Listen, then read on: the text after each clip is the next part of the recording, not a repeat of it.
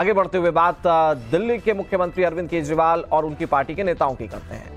अरविंद केजरीवाल ने पार्टी को जिस ऊंचाई पर ले जाए गए उसी ऊंचाई से नीचे भी उन्होंने गिरा दिया।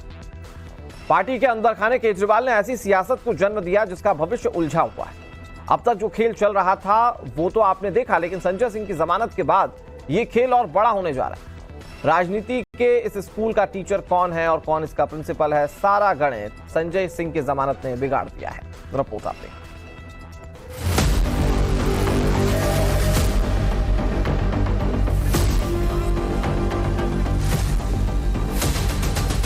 आज संजय सिंह जी को जब बेल मिला है तो अब नेचुरल सी बात है कि सब पे पैरिटी लागू होगी और सबको बेल मिल जाएगी। डर के ईडी के पास कोई रास्ता नहीं बचा,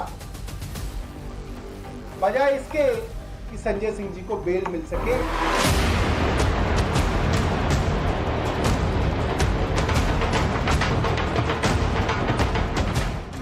संजय सिंह जी की जमानत ने साबित कर दिया कि आखिरकार जीत सत्य की ही होती है।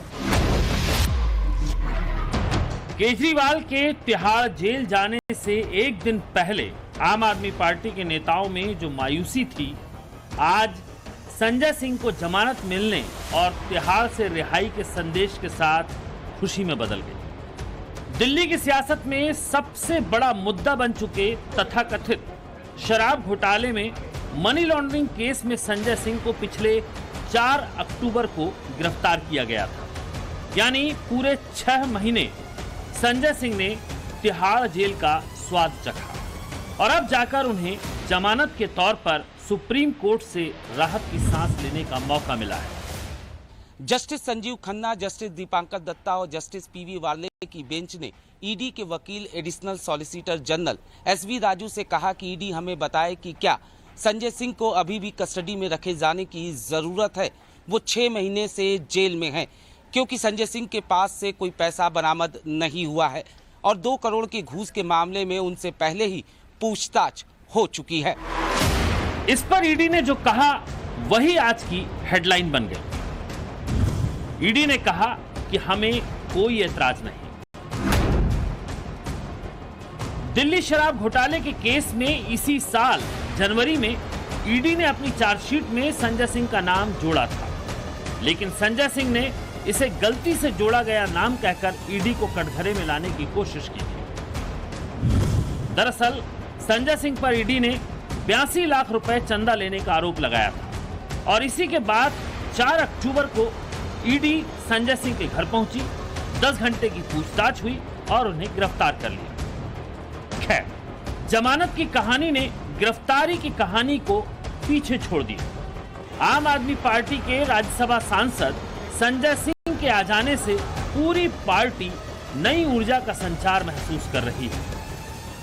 सुप्रीम कोर्ट ने लंच आते आते ईडी को यह कहा, अगर आप कोई इंस्ट्रक्शन लाते हैं तो लेके आइए, वरना हम इनको रिहा करेंगे और रिहाई में जो हम जजमेंट लिखेंगे वो आपके पूरे केस को तहस नहस कर देगा, उसके रिपरकशंस होंगे। और डर के ईडी के पास कोई रास्ता नहीं बचा,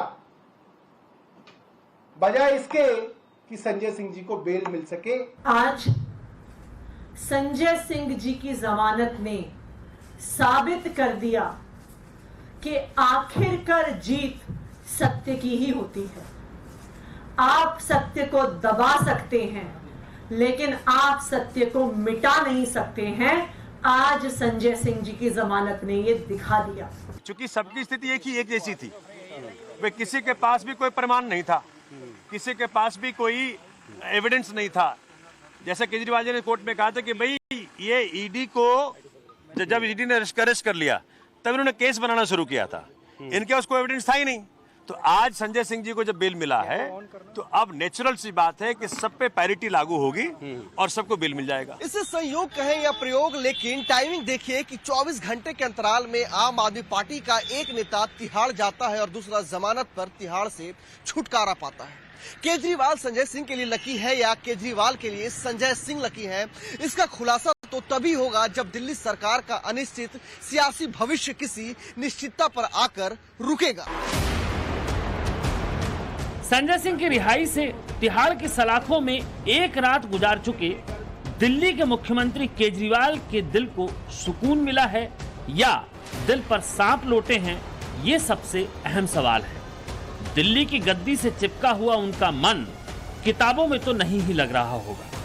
गीता रामायण सब किनारे रखकर वो इस उधेड़ बुन में जरूर अपनी नींद गंवा रहे होंगे कि मेरी कुर्सी पर किसी तीसरे की दावेदारी की आंच तो नहीं आएगी। अभी तक तो जिस तरह से केजरीवाल ने सियासी गोटियां सेट की थी वो बिल्कुल उनके मुताबिक ही चल रही थी। जेल से भेजी गई चिट्ठियां सुनीता केजरीवाल पढ़ रही थी।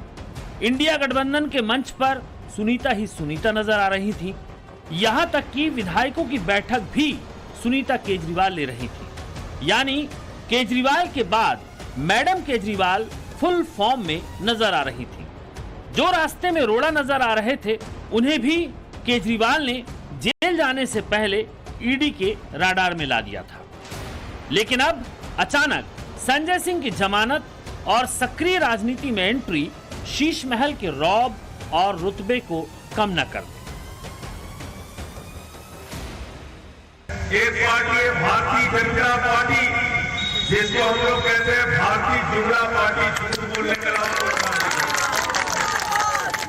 का काम करता है। मोदी जी से कहना चाहता हूं, भारतीय जनता पार्टी की सरकार से कहना चाहता हूं, ये हथकंडे बंद कर दो, इससे कुछ हासिल नहीं होगा। दिल्ली के लाखों बच्चों को मनीष सिसोदिया जी अच्छी शिक्षा दे रहे हैं, वो काम करते रहेंगे। आपको जितनी मर्जी है छापे मार लो, कुछ भी हासिल होने वाला नहीं। पाकिस्तान में जाएंगे तो नवाज शरीफ को गले लगाएंगे, उनकी माता जी का पैर छुएंगे। दुबई में जाएंगे तो शेखों को गले लगाएंगे, मिस्र में जाएंगे तो मौलाना लोगों को गले लगाएंगे, मस्जिद में भी जाके घूमेंगे, हिंदुस्तान में आके नफरत फैलाएंगे।